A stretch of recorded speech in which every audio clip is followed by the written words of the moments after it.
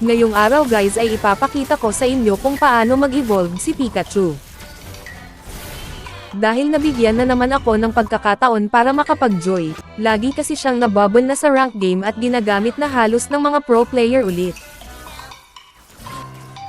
Speaking of pro player, mag-tower dive ako kay kabayo na parang pro player ang galawan.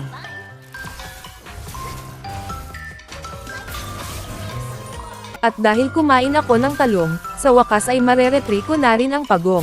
Makikita nyo rin na mas malakas ang kuryente kesa sa apoy ni X-Borg. Tapos sabay double kill kay Alpha.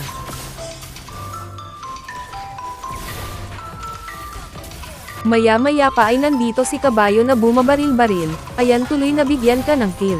At dahil malakas si Joy makasurvive, panoorin nyo dito ang aking tower dive.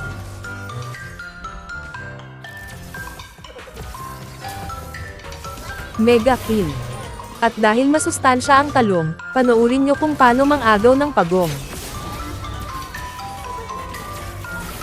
Hindi ko na pinakita na si X-Borg ako ay pinatay, pero papakita ko na lang kung paano siya dederecho sa lamay.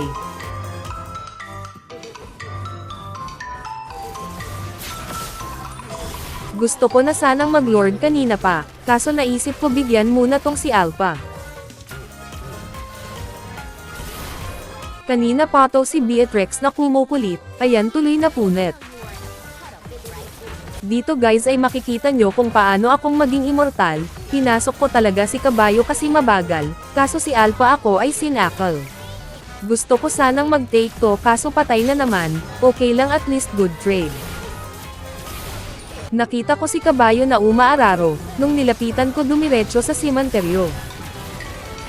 Panoorin nyo guys kung paano ako magwala. To the point na lahat sila mawawala, sa paglabas ko ng kuryente lahat sila namamaga.